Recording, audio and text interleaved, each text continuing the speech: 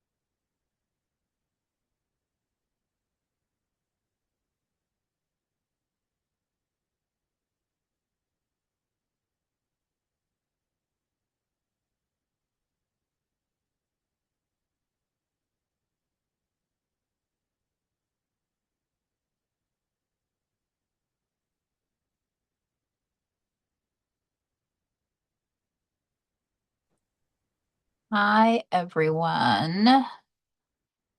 I am just getting my act together um, for this. Apologies. I'm like a little slower um, than I normally am. So Nicole is here, and I know Nicole has she actually has my first question. So that's nice. And maybe we'll get other people adding in later. So we have a good number of questions today, and some of them are like related and similar. And then there's kind of one larger topic that I'll try to cover just in general. Um, so I'll just get started. Um, Nicole's question is, in my last round, I sent two embryos to testing and they both came back abnormal. One was a 5AA and one was a 5AB. Can you help me understand how such highly graded embryos can come back abnormal? And then her next question is, should she try again or should she move on to transfer with her single uh, euploid embryo? So embryo grading is done visually in the lab by the embryologist, and it is based on stuff that I wouldn't be able to look at an embryo and like really tell myself, but based on their experience and their training and their knowledge about how the embryo looks. And it's about how the hold on, my brother is calling me. I have to text him that I can't talk to him. I uh okay. Sorry. My family is trying to organize their my mother's side of the family is trying to organize our like larger family Christmas gathering, and it's of course causing lots of like back and forth and drama.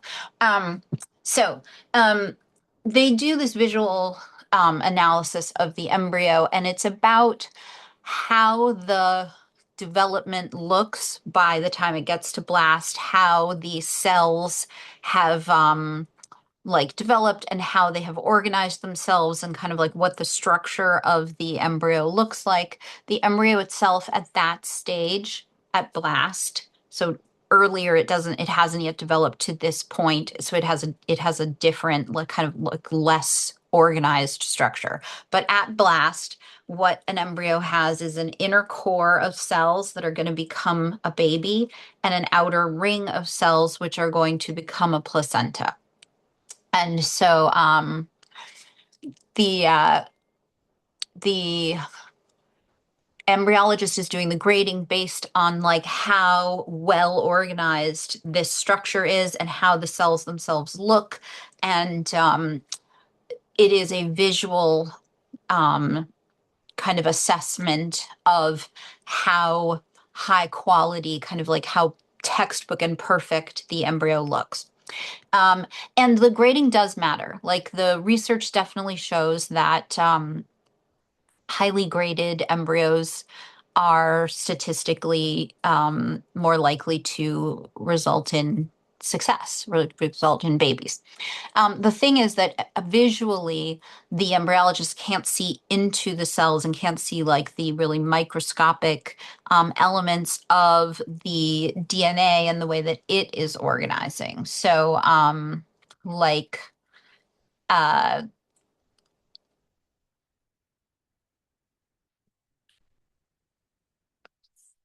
the basic results of the PGTA testing are that an embryo is euploid, which means that it is chromosomally normal, and euploid, which means that it is chromosomally abnormal. And then if it is a mosaic, it is kind of in the middle. So they are not testing every single cell in the embryo. They don't destroy the embryo in order to test it. There have been some studies done where they took embryos that had been donated because they were not going to be utilized to try to cause pregnancies. And in those studies, they did actually, or at least that study, they did actually test every single cell. They destroyed the embryo in order to get that information about how does the PGTA testing that they're doing on a few cells kind of match up to testing every single cell. So in the PGTA testing, they take a few cells and they take them all from that outer ring. So they don't take them from the core that's going to become the baby. They take it from the core, that the ring that's going to become the placenta. And then the analysis that results in euploid or aneuploid is not 100%. You don't have to have 100% in order to get either result. The result is euploid if above a certain amount of time, the chromosomes are normal, but that means that there will be some abnormal chromosomes. And when it is aneuploid, it means above a certain amount of time, the chromosomes were abnormal, but that means there are some cells that have normal chromosomes. Um, and then mosaic is in the middle because it's a mix of normal and abnormal cells in a way that suggests that they're like in the process of changing and organizing, kind of at that point in time that it was frozen. So the chromosomes themselves are super, super micro mini, and the embryologist who does the grading can't see them visually. And they don't, at that point in time, necessarily have an impact on the appearance of the cells. They haven't, not all of the chromosomal abnormalities are equal. There are some that do start to degrade and erode and impact the development of the embryo as early as blast. And there are many that won't have any impact until later. And so visually, they can't really see anything related to the chromosomal abnormalities. Now, if the embryo is a really nice grade and the the aneuploidy, the chromosomal abnormality is minimal, that can make an embryo that is aneuploid potentially available for transfer. So very briefly, you're supposed to have 46 chromosomes, and you're supposed to be getting one copy of each of the paired ones from each parent. And the two ways that those chromosomes can be um, abnormal and euploid are by there being only one copy, which is called a monosomy, or there being three copies, which is called a trisomy. Um, and the normal is for two copies, one from each parent. So,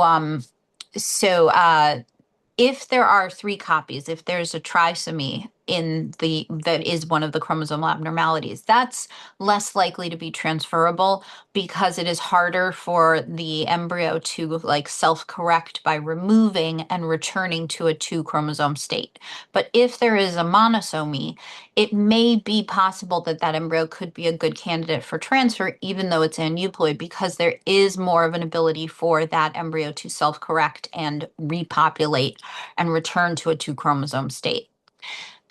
If there are multiple aneuploidies in the embryo, so you have two monosomies and a trisomy, or you have two trisomies, or you have more than that, that makes it less likely to be transferable. But I would say that the grade also does kind of matter. If the grade and the day that it became a blast is extremely good, then um, that combined with a simple monosomy, as long as it's certain ones, there are a few of them that still will not be candidates because of the links between that particular chromosomal abnormality and a known genetic disorder that affects that is incompatible with life or would cause like a baby to be impaired in ways that we wouldn't want to allow to happen. But most of them are not. So I hope that that kind of makes sense. Like they are two different systems for assessing.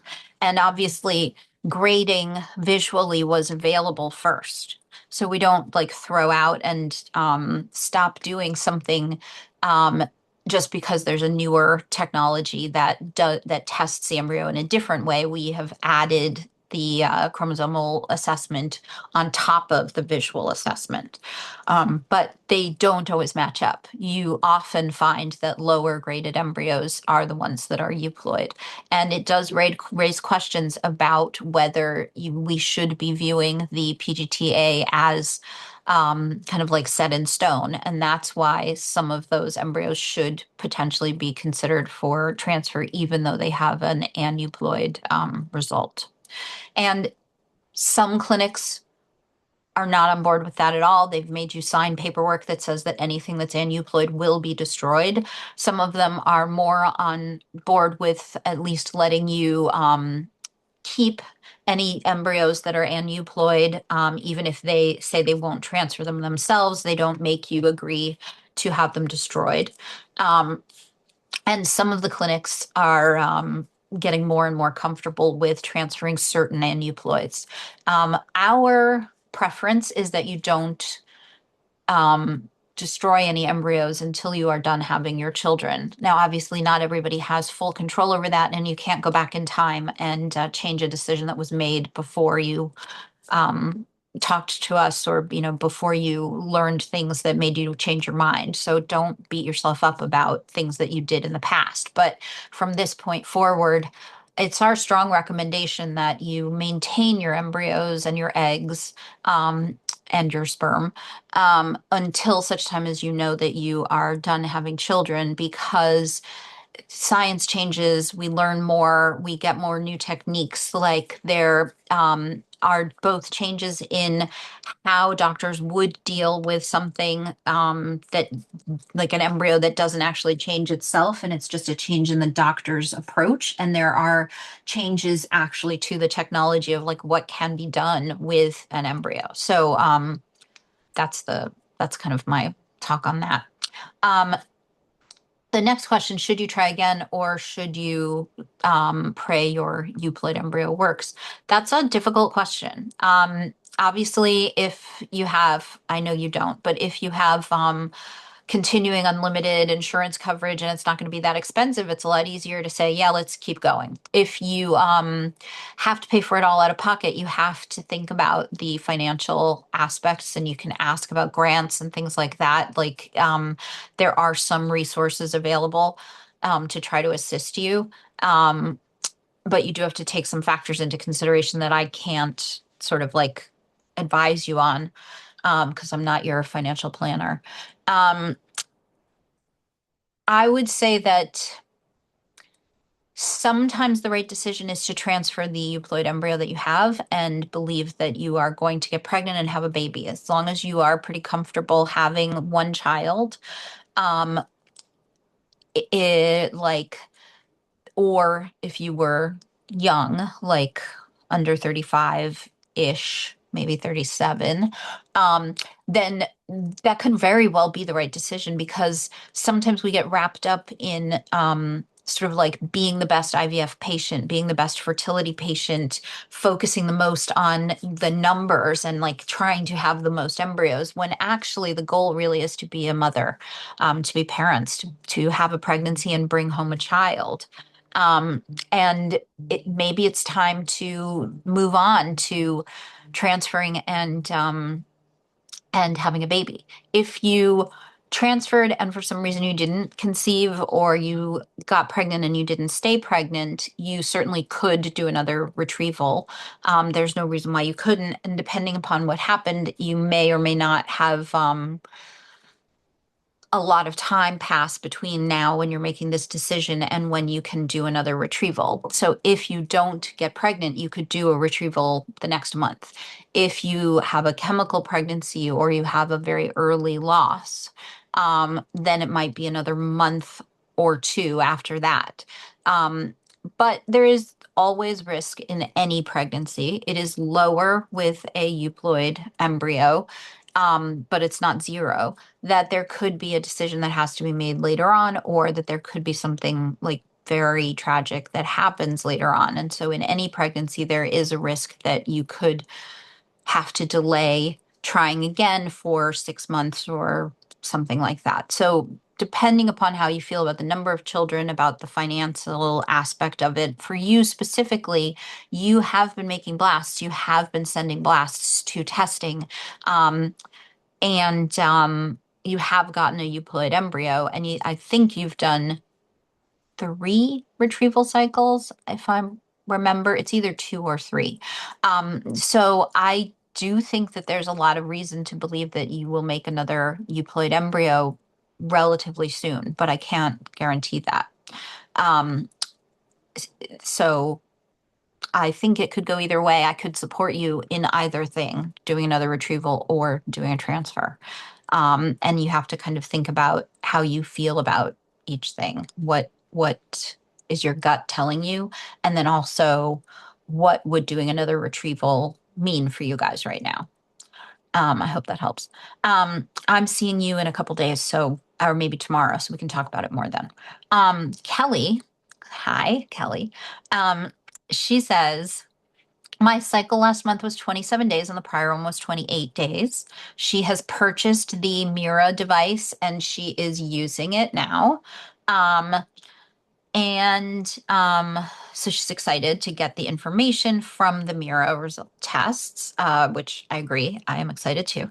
Um, and she says she suspects that she's in the past, she suspected that she had a short luteal phase when she was tracking with Prove, and that was prior to getting pregnant. And the thing that she can't do is she can't remember if she was using topical progesterone cream in the month that she conceived, or if she was taking the Prove implantation support supplement or doing neither. I'm going to have to look up what's in the Prove supplement because it's a long time since I've looked it up. And so I will do that while I'm talking to you. She says she's done a lot of reading, gotten a lot of information from different places, and now she can't recall what was happening that month, which makes sense. It all blends together. She says she knows AIMEE'S says that we need to address underlying causes for low progesterone and short luteal phases, but she wonders if other supplementation was helpful in the past and if it would be helpful in the future, and would I recommend supporting progesterone in a short luteal phase? So, our recommendations definitely are that we address the whole picture of your health, and that we not stop at supplementing progesterone as like kind of just the solution in and of itself. That doesn't mean that we are against using progesterone supplementation, because what we really have to do is we have to balance, here it is, this pro implantation support. I'm looking for the ingredients in this now. What we really have to do is we have to balance so many things. We have to balance time and urgency and effort, and we have to prioritize a variety of different things at the same time. So you certainly could use, okay, so this Proof supplement has ashwagandha, maca, and chaste tree berry fruit or vitex. Those are the same thing. Chaste tree and vitex. Okay, so You can certainly use progesterone supplementation while you are working on other things because while you're working on the root causes, because ultimately, something I say on an almost daily basis is the next time you get pregnant, we want you to stay pregnant.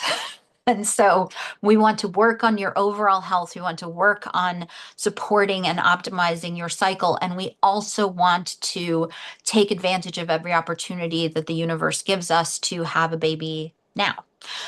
So if you have a short luteal phase, a 27-day cycle and a 28-day cycle don't immediately say to me that you have a short luteal phase. You can have lower progesterone in your luteal phase and still have a normal length luteal phase. The two things don't have to go together, although they sometimes do. Um, that doesn't immediately scream to me that you have a short luteal phase.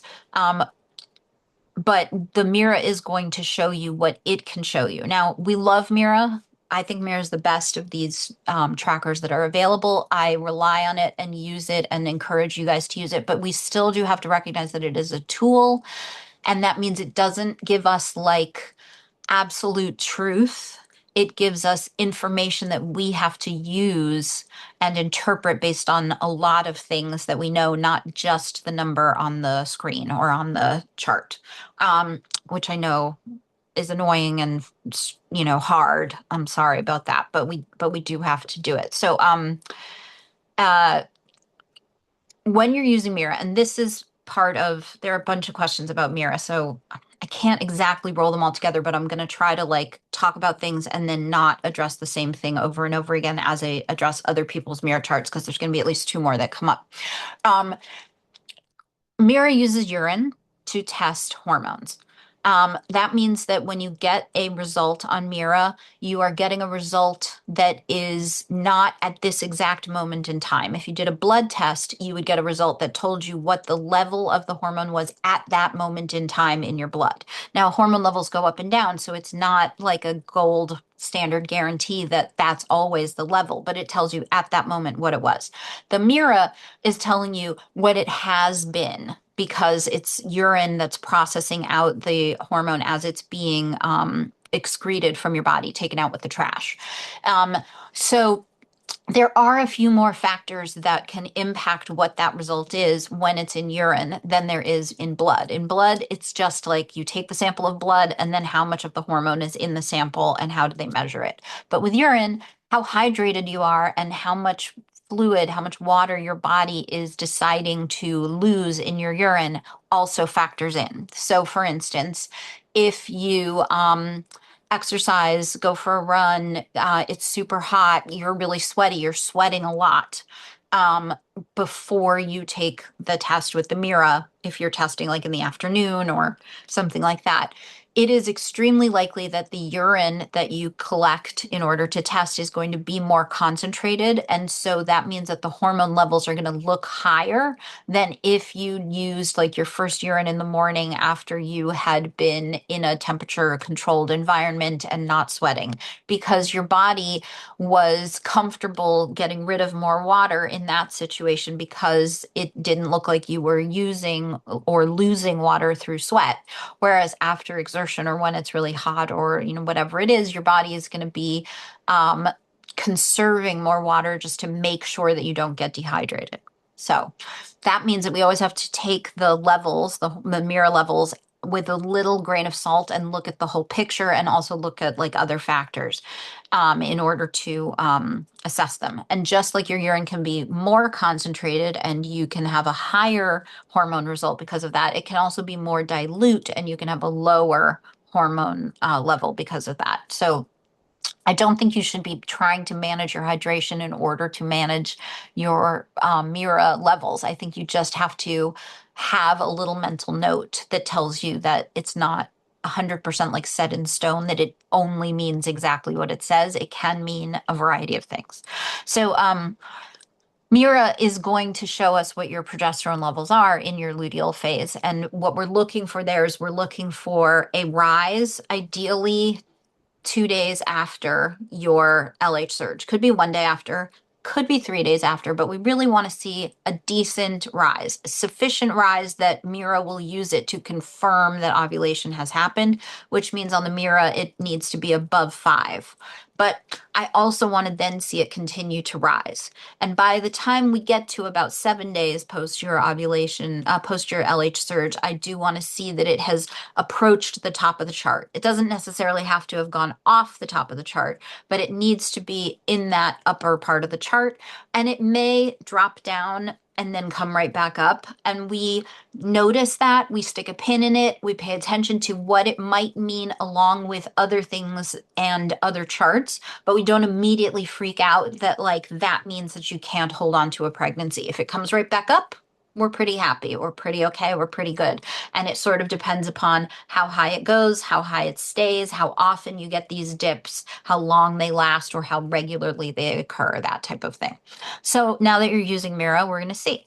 Um, it's kind of up to you to decide if you have a strong enough inclination that you need progesterone, and you want to start using a topical progesterone cream now, or going to your doctor and asking for a prescription for like a vaginal suppository now, or whether you want to do a month or two of Mira where we track your luteal phase and see what your progesterone does and then make a decision about it. If you use the progesterone, you have to stick a pin in the Mira results.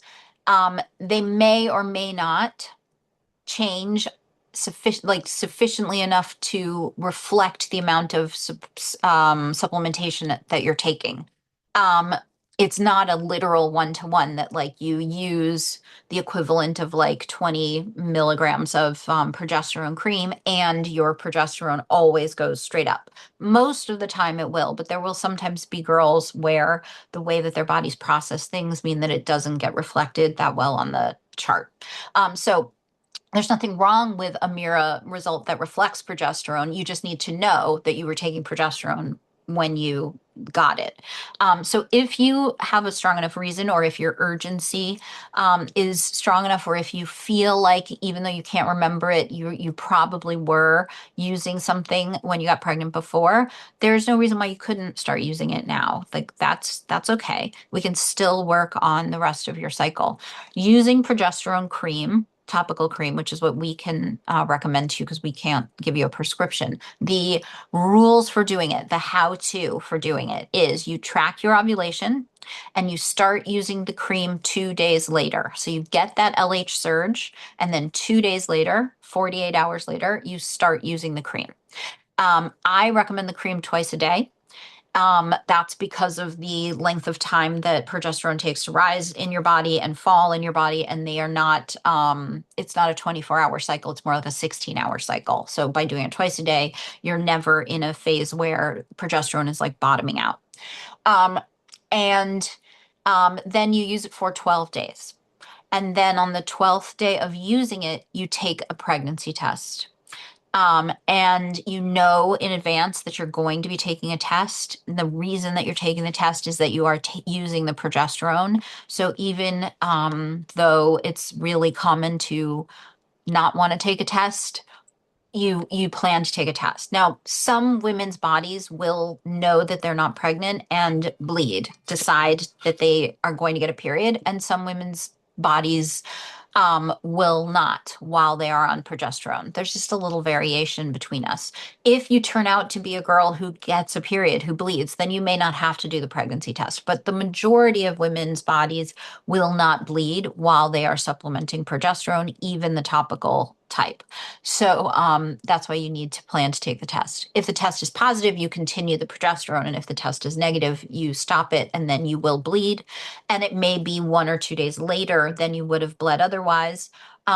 And if you had waited 2 days to start the progesterone and then used it for 12 days, you've now had a luteal phase that is 14 days. So if your period doesn't come for another 1 or 2 days, that means you're going to have a 15 or 16-day luteal phase, which could freak you out, but don't let it freak you out. It's not bad or wrong. It's a longer cycle for a reason that you already know. It's not some uncertain, unknown, scary reason. The reason is that you intentionally used progesterone in order to ensure that your progesterone levels could support pregnancy in that cycle. And that was important enough that then your luteal phase extending by a day or two is not a problem. And it hasn't changed the beginning of your cycle where your hormone levels are rising in order to cause ovulation. So it hasn't disrupted the functioning of your body. All it has done is ensure that your progesterone levels were high enough in the phase of your cycle where you could be conceiving. So I think if you're going to do this, it makes more sense to use progesterone than to use the Prove supplement that has maca and Vitex and ashwagandha. All of those things can be helpful, but they are more directed at changing the way things go in the first half of your cycle. Now, that doesn't mean that we couldn't potentially want you to use them or recommend them for that purpose, but they're not going to have that kind of like add the progesterone to the tank um, effect. You're going to have to be measuring and monitoring kind of like what your body does in response to those things, and then making assessments and judgments about how much you take, when you take it, how effective it is, et cetera. And that's a little bit different than just like, do I add some progesterone to make sure that that's not something that stands in the way of me conceiving in this month. Next question is from Haley. Um, Haley says she is planning to complete the egg quality diet in January and then do an IUI in February. Her husband has azoospermia, so they have to use donor sperm. She's 41, will be 42 in March. Her OBGYN has recommended that she take the highest dose of Femara, which is also called letrozole, which is 7.5. It comes in 2.5 increments, so you can do a 2.5, a 5, or a 7.5 dose. With HCG trigger shots. They only have a few vials of sperm from the donor left, and she's wondering if that's too much stimulation or if I think it's okay. So first thing is that we are working right now on putting together another fertility reboot to do the first 30 days of the egg quality diet, starting somewhere towards the end of January. So I cannot, because I'm not involved in that part of the business, I cannot say for sure that it's definitely happening, but I think it is pretty definitely happening. So if anybody is thinking about doing the egg quality diet, or if anyone has done the reboot before and wants to do it again, just know that that will be coming up at some point. You're getting like a little, sneak peek to that. I think this is great. It's hard for me to answer, Haley, and I did look you up to confirm that you're Heather's client because I didn't think I knew a lot of details, and I was right. There's nothing wrong with the 7.5 dose of Femara. It suggests to me that you have taken lower doses before and that you maybe haven't had as much response as they wanted to the 2.5 or the 5. And so that would be the reason for taking the 7.5 in order to have the full ovarian responsiveness where you grow for IUI hopefully like 2 to 3 nice fat juicy follicles that you could ovulate out of. So if with the 2.5 or the 5 you're just getting one, then they're trying to increase your chances by increasing you to 7.5. The main reason why you might not do that high of a dose, someone else probably, would be if it caused you to develop too many follicles, like 5 or 4 or something like that. Then they'd want to back it down. But usually they would have started lower. And once they find the dose where you produce like 2 or 3, then they're good. And if you're younger, they might only want to find 2. If you're in your 40s, that's when they're likely to be comfortable with like 2 to 3. So I don't think it's too much. I think the trigger shot is a good thing. It makes the timing for the IUI more precise, and they definitely want to do that. So especially when you only have a few vials of sperm left, I think your goal is to have a nice number of follicles and then to have a very like enthusiastic ovulation and to know precisely when to do the IUI. So I think that that's okay. I think that that's good, and I have all my fingers and toes crossed that it goes well. An says she ordered an HSCRP, so that's a high sensitivity C-reactive protein test, and it came back at 1.2. What can I do to lower it? How does it impact fertility? Could this be a reason for implantation issues? So An is a pharmacist, and I have so much fun talking to her because she's very sciencey and everything. So she's asking a question in a more technical way than some of you guys would, but that's totally fine. So C-reactive protein, CRP, is a test that typically is done at a physical, like at least as we get older, right? It's something that gets added in. And when it was originally kind of like added to the roster of tests for just adults in general and older adults, it was thought to be a measure of inflammation that specifically predicted heart disease. And it has been reevaluated kind of since that time. And it has potentially some higher link to heart disease than to other things, but mostly it's just viewed as a non-specific marker of inflammation in the body. And it is one of the things that we ask you guys to get tested, or we ask to look at the results from your physicals in order to look at it. So I gathered uh, or actually, I didn't write them into my little spreadsheet. But so a 1.2 in general, the um, the result that we're looking for on a CRP test would be less than one. That is ideally the lower the better, right? And less than one is kind of like optimal in terms of how much inflammation it indicates is in your body. Now, on a lab chart, um, everybody's a little bit different, but typically your doctor isn't going to call it out as being high if it's over one, as long as it's below something like maybe three. And then it's considered like high where your doctor might be looking for a cause of why it's so high once it gets over 10. So I just want to give you guys like some context. If we see it around 10 or higher than that, we're thinking infection. Like we're thinking that there's something actively going on that is causing high inflammation. It could be an autoimmune condition that's uncontrolled, or even something like an inflammatory bowel disease, and maybe the girl only has some digestive symptoms.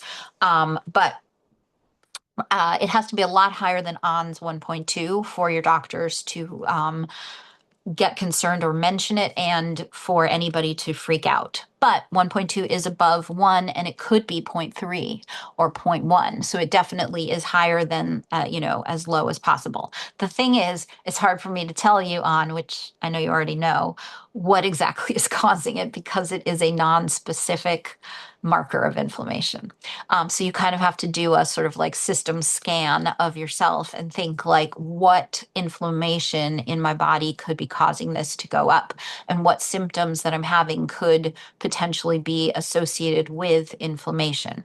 Now, it can be something that isn't like a what we would consider a disease process. It can be that you're stressed out and you are not sleeping well, or that like there's some other reason why you're not getting full, deep, restful sleep for like long stretches of hours, 4, 5, 6+ hours in a row without waking up.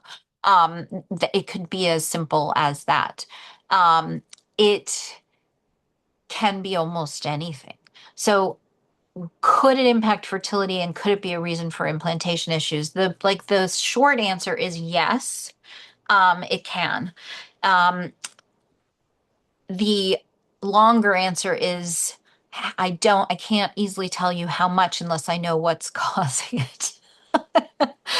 Um, and the same for implantation issues. Like overall, inflammation is something that happens in our bodies for healthy reasons. It fights off things that our bodies need to fight off and get rid of, like bacteria, viruses, infections, things like that.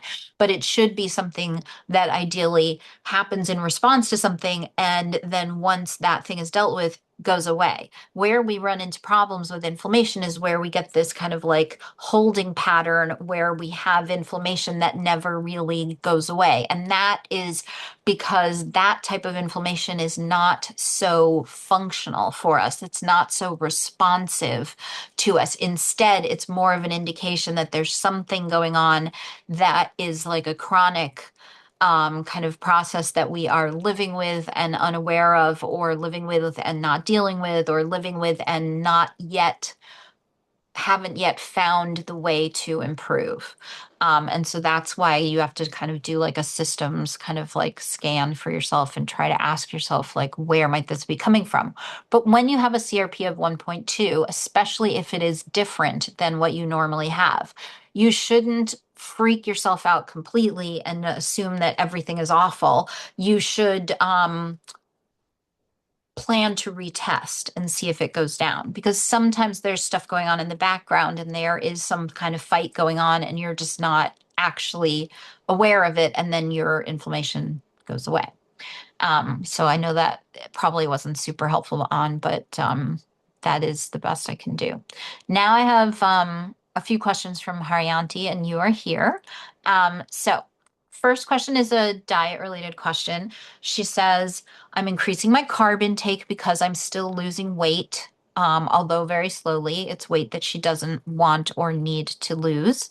And her question is, does she increase her carbs only? Will that change her macro balance, or does she need to increase the consumption of the other macros like fat and protein? So this is a great question. And like all your really great questions, it doesn't have a super easy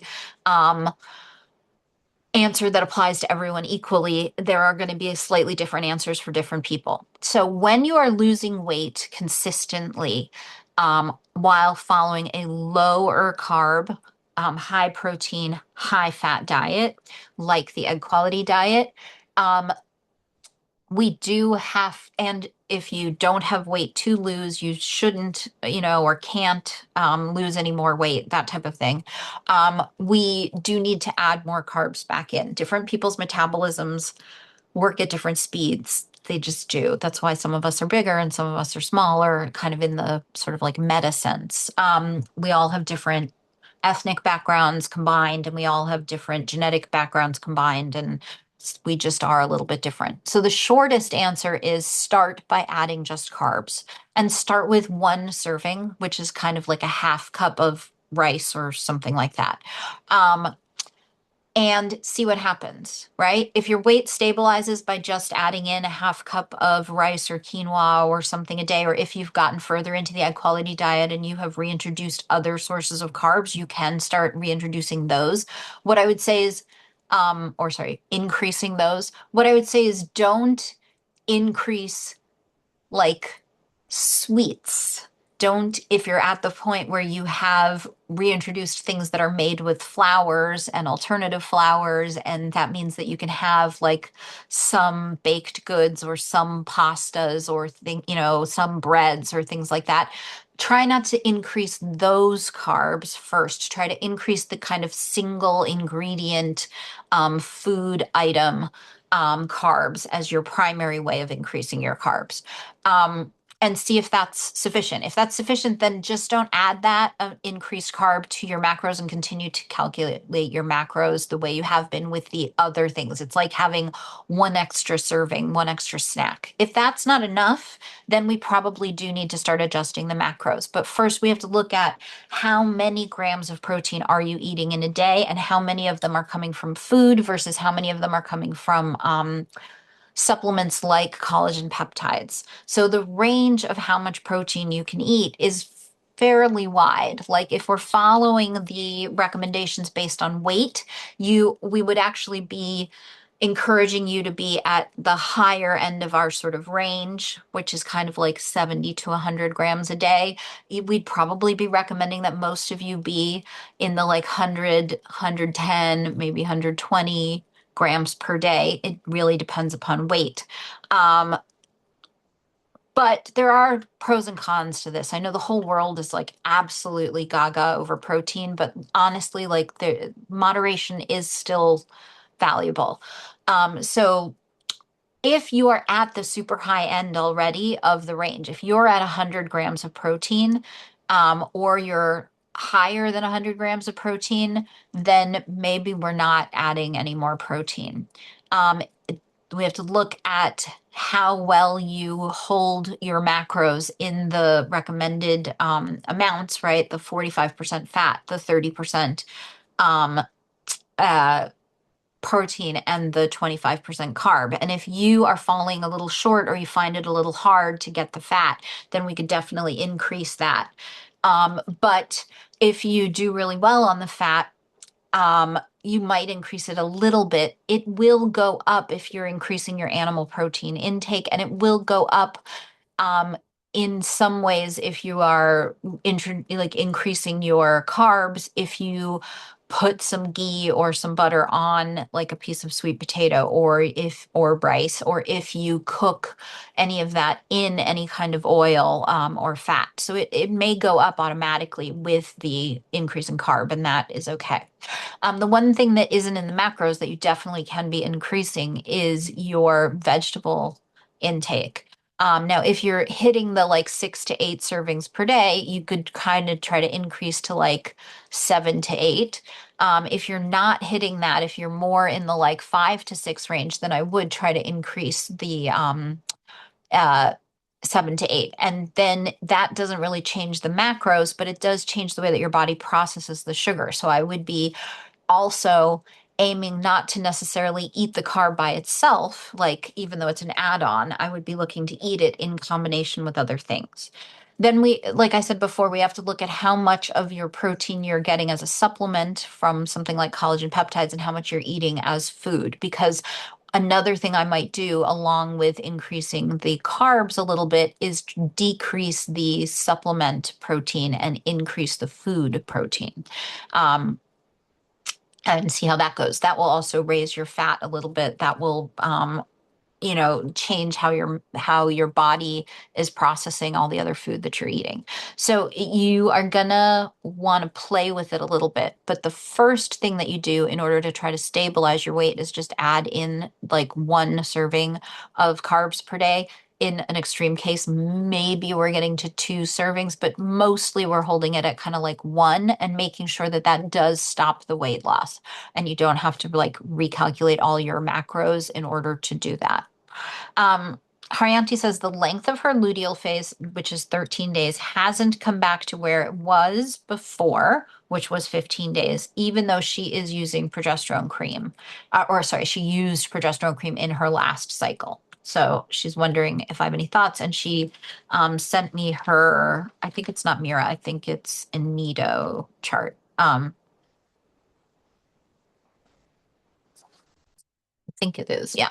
Um, they'll blur together for me. So I'm looking at this.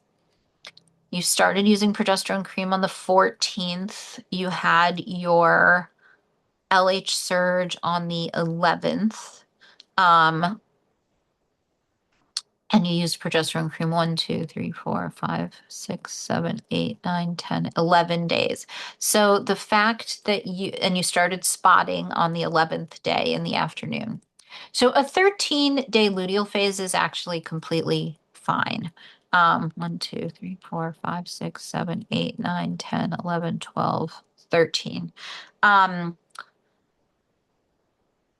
and spotting in the afternoon and then getting the full flow of your period, like kind of overnight, waking up with it is also, I think, fine. I'm not super worried about this. There is room for a little bit of variation in the length of a luteal phase. 13 should still be sufficient for maintaining pregnancy. Um, the question, yeah, I don't think this is a problem. I also think it's only 1 cycle. Um, and so um we should see what happens in a second cycle. Um, The fact that your luteal phase used to be 15 days was a little on the long side, and it is less common to have a longer luteal phase. It's more common to have a 14 or less day luteal phase. And I would say that the range for a normal length luteal phase is approximately like 12 to 14. There will be the occasional girl who has an 11-day luteal phase, and that's totally normal for her. But we do start to be worried about it. And we would prefer that it wasn't 12 to 14. We would prefer that it was really like 14, but 13 to 14, like, kind of has to count as 14, because there's just a lot going on in the body that we can't necessarily like time everything to a 24-hour clock, and assume that our bodies are using the same clock. So I would say, I think we have decided in the past that you need the progesterone supplementation in your luteal phase. So I think it's good that you're using it. And I am happy with you having a 13-day luteal phase. I would like to see what happens next, to make sure that it really stays that way. Um, and it is also possible that it could get longer. Um, yeah.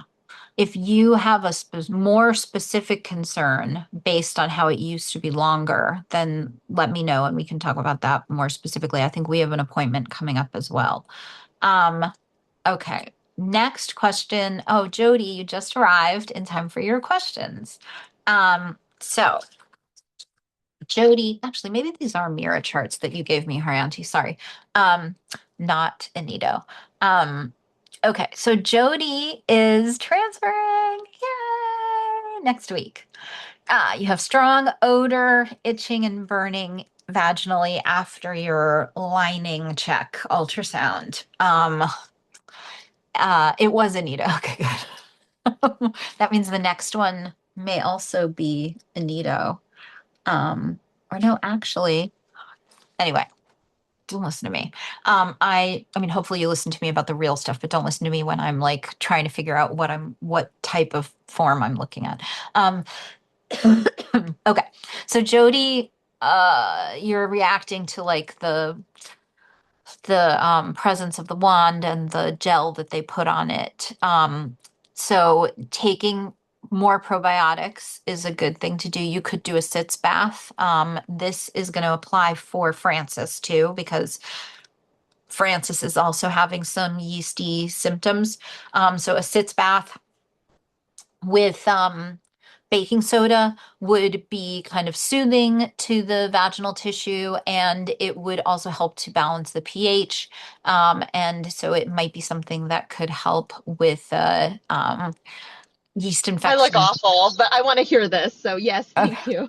Um, Yeah. so you could do that. Okay. There is a the herbal formula that I used to prescribe all the time for yeast infections, bacterial vaginosis, everything is now currently like not available. I don't know if it'll ever be Yes, available but I have again. it. You do. You have yin care, so you could Yin definitely use care. that. Yes. Okay. I've And never used it before, but I think I'm going to try it here. there is another company that now has basically a similar product, although they have two versions of it. So you have to decide which one you want.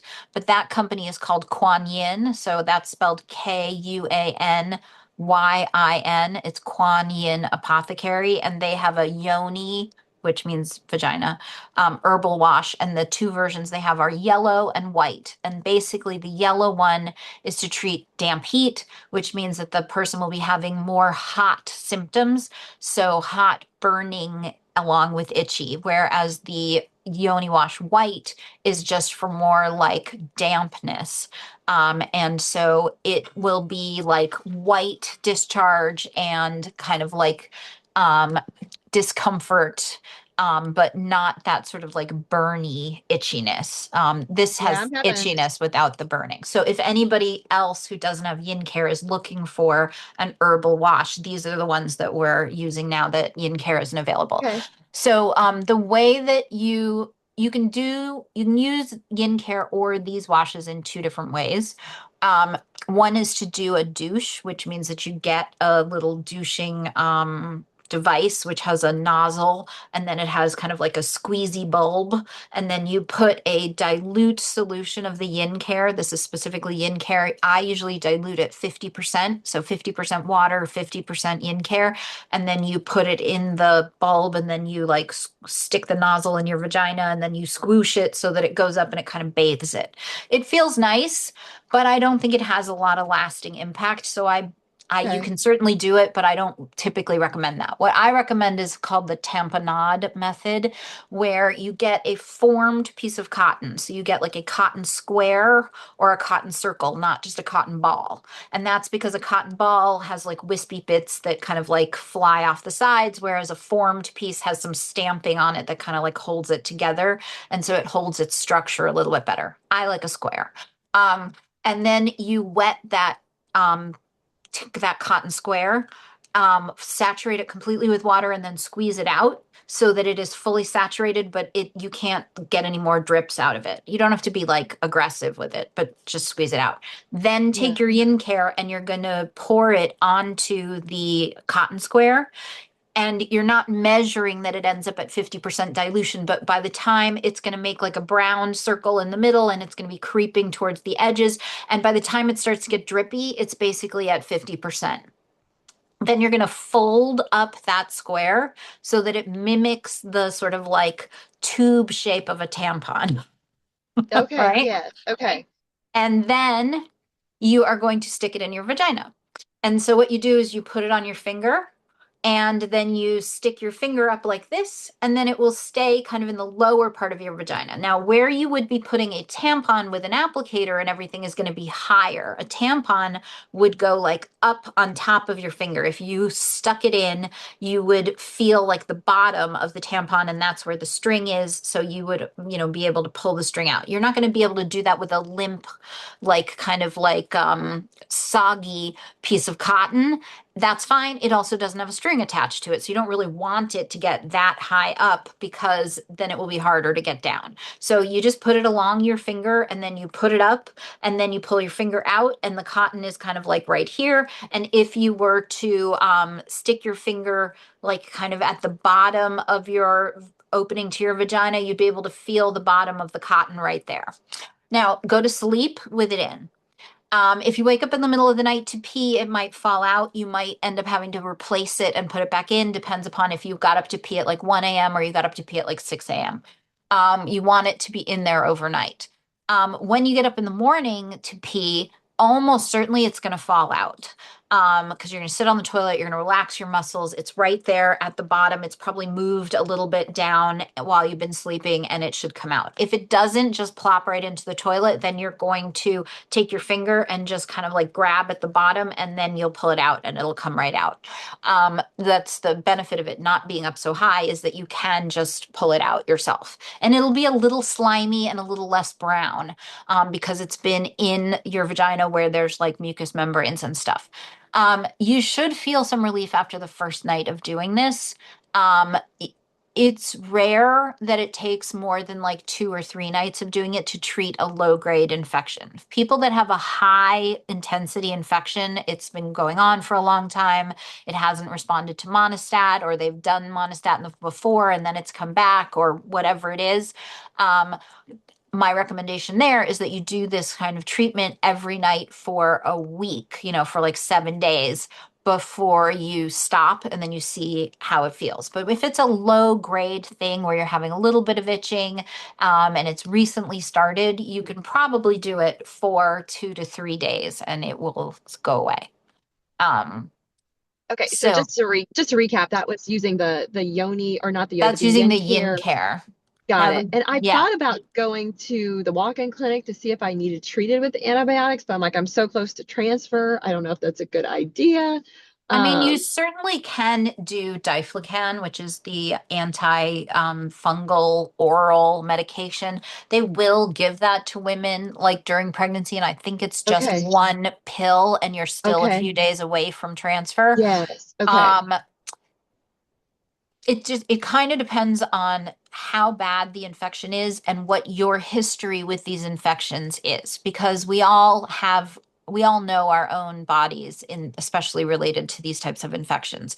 There are This is girls who can treat it minorly or wouldn't okay. even treat it and would just like wait for their period to come and know that it would just kind of like disappear on its Huh. own. And there are other girls who are like, I know it always has to be treated because it never goes away fully on its own. Okay. So if you're in the second category, maybe you are asking for the diflucan. And of course, Yes. Okay. I would go through your reproductive endocrinologist. Like if you're Okay. transferring on Tuesday, they can Yes. put the prescription in for this. And if they don't want you to do it, they will then tell you. I don't think you Okay. have to go to the minute clinic. Yeah. Okay. Okie doke. Oh, thank you. Thank you. You're welcome. All right. So I'll go on to Francis's questions, and then you had questions about prepping for a transfer overall, and I'll try to put that at the end of this. So Yes. Francis says she's on day 20 of her cycle. On day 17, she and her husband both had symptoms of a yeast infection. Her symptoms have been subsiding, just a little bit itchy. Her husband had a yeast infection last year and got a topical cream that he is applying. And he's going to be using it for 2 weeks. And she wonders if she should do anything for the yeast infection. And then she tells me that she thinks she got it because she had a cold and a fever, which caused her immune function to change. And then she, has been eating fluids and making sure she's not having much sugar, things like that. So, what I would say is if your symptoms are subsiding and going away, you may not need to be treated. The most common times that women get yeast infection-y type symptoms, um, obviously if you have a big illness or something, but the timing in your cycle matters too. There's a group of women whose kind of like vulnerable time is right before they get a period. There's a group of women whose vulnerable time is kind of like right after their period ends, which is sort of when like everything is changing in your vaginal microbiome related to your hormone changes, right? Hormones are going up, hormones are coming down, and lining is shedding and leaving your body.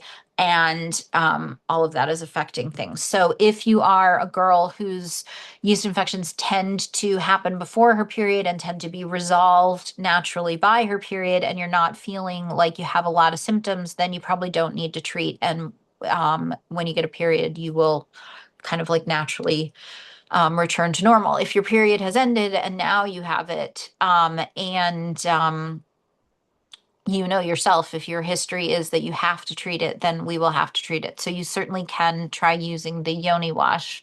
Um, and they also recommend a dilution of the yoni wash.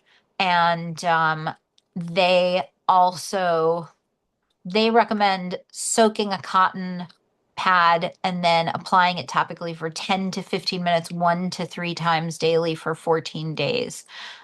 But I think you can use it the same way as the yin care overnight, the way that I recommended at the 50% dilution. So that is an option as well. Um, Frances has questions about her thyroid. She provides her thyroid numbers. So her TSH is 2.49. Her T4, which I think you mean free T4, is 1.1. Your T3, which again, I think you mean free T3, is 2.4. Reverse T3 is 18.2. And then she says her vitamin D is 14.5. So there are normal ranges and optimal ranges for these test results. We focus primarily on the optimal ranges, so vitamin D is the simplest to talk about. Vitamin D, the normal range is 30 to 100. The optimal range is 50 to 70 or 80. And there are always a few people who do best managing their vitamin D at the high end of the optimal range, or even just like a squidge over, like an 85 or something.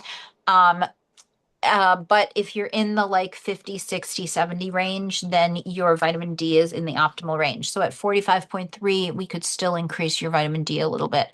And vitamin D is a fat soluble vitamin. So that means you don't want to go crazy with it. Like your goal is not if the normal range is 30 to 100, I want to be 120. Like you really do want to be in the optimal range because as a fat soluble vitamin, your body is not going to just pee out extra. It is going to hold on to extra in your fat.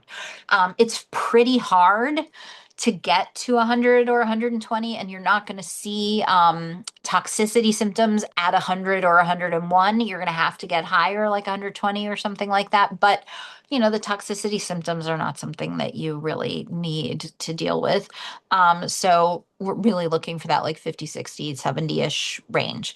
But vitamin D does help your body to be able to make and respond to hormones. And so it is implicated in how your thyroid functions. It's implicated in how your ovaries function.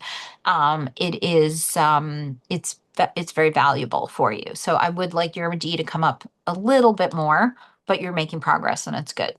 So TSH, the optimal range for a woman who is trying to conceive or is pregnant is 1.0 to 2.5. So at a 2.49, chances are you're fine.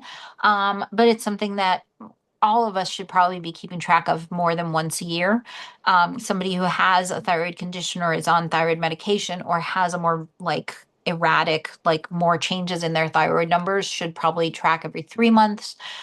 People where everything is pretty stable, maybe you're tracking it every 6 months. If you haven't tracked it before and this is like your first time kind of like tracking and paying attention, then I would do a second test in like 3 months, just so you have two numbers to go by. Chances are the 2.49 is fine. But then the next thing that we look at is sort of like where are the thyroid hormones, T3 and T4, within their optimal range. So for T4, free T4, the normal range is something around 0.8 to 1.8.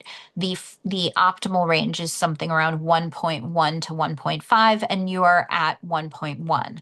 So you're at the low end of the optimal range. You're well above the low end of the normal range. You're not anywhere near the high end of the normal range or even the high end of the optimal range.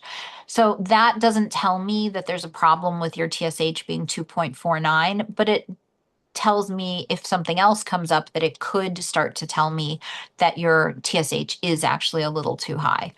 Next, your T3 is a 2.4, so the normal range is 1.7 to 3.7, so you're pretty much in the middle of that range. And the optimal range is on the high end. It's like 3.2-ish, 3.2 to 3.7. So that's starting to tell me that your T3 is also it's a little on the low end of the normal range, or it's a little below the optimal range. Now again, I'm hoping that you're talking about free T3, because that's what I'm talking about. So that makes me think we want to check your thyroid levels again in another like 10 weeks. You could do 2 to 3 months. Reverse T3 is an 18.2, and ideally, so the normal range goes up to like 24. But ideally, like optimally, we'd prefer that it was below 15. So this is another marker that's showing us that there is a little bit of stuff going on with your thyroid. So the reverse T3 being high indicates some stress. It could be like emotional stress, it could be physical stress, and it can impair your metabolism a little bit. The T3 being on the low side would be implicated in and related to lower progesterone, which is something that Francis deals with. So I think we want to continue to raise your vitamin D, and we want to check your thyroid again in like 2 months. Um, and you said that you're increasing your dose of Rosita cod liver oil slowly to increase your vitamin D levels. That's good. It seems like it is working, but if we don't get into that higher range, then we will also want to add some additional vitamin D on its own. But cod liver oil is not just an omega-3 fatty acid that has things like DHA and EPA in it. It also is a natural food source of the four fat soluble vitamins A, D, E, and K. And so it has added nutritional benefits and it is supportive of those fat soluble vitamins, your body getting them from your food and also from supplements. So we love cod liver oil. You want to say hi? Where are you? Yeah, you want to say hi? I'm running over, Bunny, and I have to get ready for my next appointment. So you can't say hi for too long. Um, and then Frances also gave me her Mira, and she says that it's been really illuminating. She says that it won't let you generate a report until you've charted 2 cycles. I really thought that it would let you generate a report once you have one complete cycle. And then after that point, it will let you generate a report at any time so that it has the one complete cycle and any incomplete cycle after that. If they have changed it, that's super annoying. I would be hoping that you would be able to generate it after one cycle. The report is much easier for me to read because I can really read all of the numbers, the numerical values for all of the hormones. Whereas when it's on a chart like this, they start to overlap on each other and I can't always read all of them. And this one actually does display all of them, but sometimes the charts don't even display all of them. So the report is the most helpful way for me to see it. But if there's something specific that you want me to see, you can share a chart like this, and then you can do like a screenshot where the screen shows the section of the chart, and then for that particular day, it has the 4 hormones that it's measuring, the values listed out, and you could do a screenshot of a couple of those days that were important so that it would be clear that I'd be able to have those hormone levels. If you want me to see something more specific between then. Your GP didn't want to prescribe progesterone because it's not her specialty, which makes perfect sense. A gynecologist obstetrician might feel comfortable, but might also feel the exact same way. So I kind of think it's worth reaching out to your doctor at Weill Cornell to just like update him on kind of where things are because he seemed to be a real champion and supportive of you. And he was supportive of you conceiving naturally. He didn't think that you like only needed to be doing IVF. And so I think that um, he is a good resource for you, and I would hope that he might be able to prescribe progesterone. Even if you weren't doing IVF with him, you might need to see him for like a consult or something, but I would hope that he would be supportive of you. So I think that it's not a bad thing to reach out to him anyway and make sure that he still remembers you and he still considers you like an active patient. So over time, Jody was looking for I can't even remember this, Jody. I totally trust you. You say that in August, I talked about everything to do to prepare for a transfer. Um, and there were 2 months in a row where there were weird things happening with, or two, maybe not 2 months in a row, two of these Q&As in a row where there were weird things happening with the recordings. And it was actually that our admin like had decided to change the way that the recordings were structured in Zoom, but she hadn't told me. And I just like assumed that it was the same. So it was like a little bit of oops on her part and a little bit of oops on my part. And like it made total confusion. And so maybe that's why those got lost. But thankfully we got our heads together and we're doing good now. But when you are getting ready for an embryo transfer, there are a lot of things to do, and they start earlier than in advance of a transfer on Tuesday. But Jody has been doing most of those things. She's been preparing for this transfer for a long time. So I'm not worried that she hasn't done the things that have to happen sooner. I'm going to touch on them briefly, but Jody, I think, must be mostly interested in the stuff that you could be doing in the days leading up to the transfer because that's where she is right now. So obviously, the very first thing that you want to do when you are prepping for a transfer is have a conversation with your doctor and find out what their plans are, what their protocol is for both preparing for and for the transfer cycle itself. And then we can talk about the pros and cons of what they plan to do. You can feel confident that you are comfortable with what all the plans are and you feel like they meet all your needs.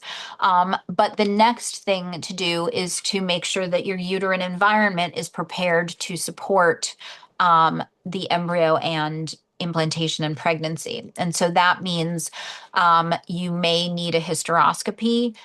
Depends upon when your last one was or if you've ever had one before and what happened at that hysteroscopy, like what, if anything, they found, and then also what has transpired since then, including things like miscarriages, things like that. Um, if you're not having a hysteroscopy, but you have had one and it was fairly recent and there aren't reasons to think that you could have something that could have come up, maybe you're doing a saline sonogram instead. Um, you should probably be doing an endometrial biopsy to test for chronic endometritis, which is not endometriosis. It's an inflammation and infection in the uterine lining. It's called chronic, but that doesn't mean that you've had it for your whole life. It's just that it's being differentiated from a different infection that's called acute, that has a lot of the symptoms that we think of when someone has an infection, like pain, fever, gross discharge, stuff like that. The chronic endometritis doesn't have those symptoms, and you wouldn't know you had it unless you got tested for it, but it can interfere with implantation, and it should be treated with antibiotics, usually 100 milligrams of doxycycline twice a day for 2 weeks. Um, there are a couple different ways to test for that.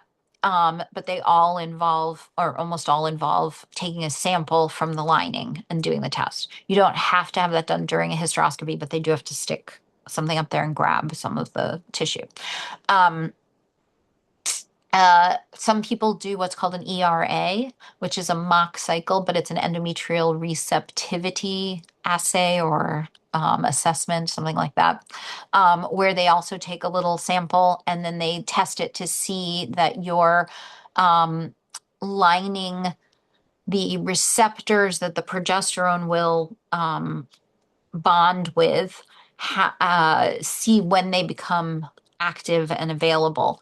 And then they will adjust the timing of when they start your progesterone in your transfer cycle based on that receptivity, how your body's receptivity is optimized, the timing of it. That used to be something that they did all the time. There are some doctors that do it all the time. Not all doctors do it all the time, but it is something you could ask your doctor about, talk about why they do or don't want to do it. It does require a full mock cycle, and you do have to be on any hormones that you would be on in that cycle. So if they're going to put you on estrogen in your transfer cycle, you're going to take estrogen in your ERA cycle. They have to mimic the environment that they would be having present in the transfer in order to get accurate results. They can do a mock cycle for other reasons. Some women have cervical stenosis or have other things that have made it painful or difficult for them to have anything stuck through their cervix. And so the doctor who is going to perform the transfer themselves may do a mock transfer in order to sort of like map their way through your cervix to make sure that they can make it easy on the day of. Um, they there are other tests, and like we should have already talked about this stuff, but like if we're thinking about endometriosis, then we have a plan for whether we are or aren't screening for endometriosis and in what way, and whether we are or are not planning to to treat for it and in what way. But that is a bigger conversation than just kind of like prepping for transfer. But if it is part of the conversation, it has to be part of the transfer prep. Now, there will be times when the woman has a large number of embryos or a large number of euploid embryos and an uncertain diagnosis of endometriosis. And the plan is to do the transfer and hope that it all goes well and that she gets pregnant. And then if the transfer is unsuccessful, then to start to address the endometriosis. So it's not that I'm saying that you always have to treat your endometriosis or suspected endometriosis before you do a transfer, but we have to have a plan. We have to have considered it. We have to know what we're doing and why we're doing it. Same thing with adenomyosis. If you have adenomyosis, we have to figure out what we're doing about it and why. And again, it's the same kind of thing. Like the treatment is different, similar. It's non-surgical, usually, but it does take a long time, and it does have to be factored in several months before a transfer. Now, Jody has done. I'm pretty sure you've done this kind of Lupron suppression already for this transfer cycle. So that's why I say she's not necessarily looking for this kind of advice. But Yes, I have done the yeah, Lupron. yeah. But honestly, I don't think they did it for adenomyosis. They were just using it as an alternate for birth control. But I think it was a double good thing because one It can doctor be says used for yeah, adeno, it can be used for endo. It could be used for a bunch of different things. yeah. So it worked. I don't think they purposely did it for the adeno, but they think it's weird. They think I don't have it, and then another doctor says I do have it that did a endoscopy or whatever. So anyways, I don't know. Yeah. Yeah. But Yeah. anyways, continue. Sorry. Yeah. Adenomyosis is it's challenging. We got to talk about it more on another day because it's challenging. Somebody remind me to talk about it. Somebody ask a question and Okay. I'll go into it in another session. Okay. Because I have to get off this one so that I can Sure. prep for my next one. So the stuff that you can be doing to prep for transfer in the days leading up to transfer, for the most part, you've already done it, right? So you're going to be focusing on feeling good and managing your stress levels, prioritizing sleep, not getting into fights with people who upset you, like taking care of stuff at work so that you can be a little bit like slower and less focused on it after the transfer to the extent that you're able to do that stuff in advance, that type of thing. But you are mostly just following your doctor's instructions, going in for your like lining checks, taking the medications that they give you on the schedule that they give them to you, and then trying to get a decent night's sleep before the transfer. For acupuncture, we like to do pre and post transfer acupuncture. Some people do it both on the same day. That's the kind of original way the studies were structured that showed that it increases pregnancy rates, but more recent studies have changed the timing around. And the way that I prefer to do it is in an ideal world, I would see you for the pre-transfer appointment the day before in the like afternoon, evening, and send you home relaxed and like ready to sleep as well as you can the night before the transfer. Then you would go to the transfer, and then we would have kind of like a ballpark appointment time on the calendar for you to come into my office for acupuncture after the transfer. So you would go to the transfer and then you would come to my office pretty directly. The one thing that I tell girls they should consider doing if they need to in between is eating something, because depending upon what time your transfer was and what your instructions were, you may not have eaten much and you may be like really starving and starting to get kind of lightheaded and grumpy, and nobody needs that. Like, we don't want you to be uncomfortable. So I will encourage people to stop for a bite to eat, but you're not going to go home, run an errand, do a bunch of stuff. You're going to go to the transfer, you're going to come to me, and then you're going to go home, and then you're going to be kind of chill that day and chill the next day. You can be a little less chill, and then your activity can start picking up from there. In the 5 days following the transfer, if you want to eat a pineapple and you're not allergic to it and it's not going to like ruin all your blood sugar stuff, you can eat a pineapple.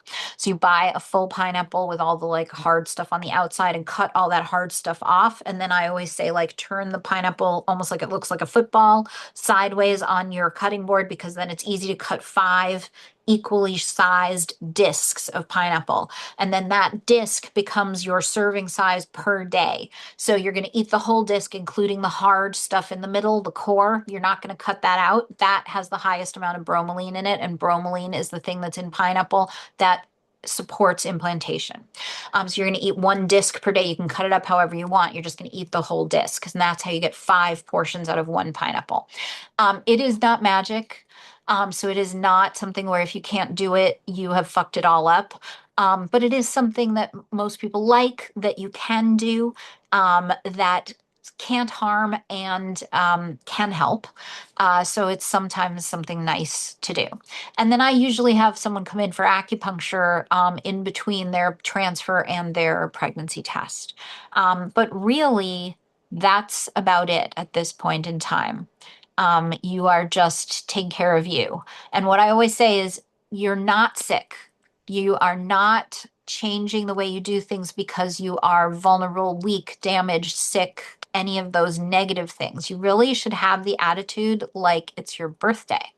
And like you are not doing all the like crappy stuff that you don't really want to do on any given day, not because you're pregnancy is so vulnerable that if you did those things, you would ruin it, because that's not true. But you're not doing it because you're special and because these are special days when you are trying to let your body work on something else. And so you are treating yourself like the special lady, the diva that you are, and you are choosing which things you do to the greatest extent that you have control, because there are a few things that we can never control, even if we don't want to do them. And you don't have to feel terrible about doing those things. In order to manage your stress levels, manage your physicality, manage your responsibilities, so on and so forth, in order to just kind of put yourself first because you are special. And that's really it. Just like take care of you. So I do have to run, guys. I went over by a lot, but you had really good questions today. And someone is going to cue me to talk about adenomyosis in a future appointment, a future thing. And I will look forward to seeing you guys all soon. The next one of these is after Christmas. So if you celebrate Christmas, have a happy Christmas. If you celebrate Hanukkah, I think it's after Hanukkah too. So have a happy Hanukkah as well. And I will see you guys soon. And good luck on Tuesday, Yes, thank you, Jody. Sarah, for All right. everything. Love you. All right, bye. Thank Bye. you. Bye.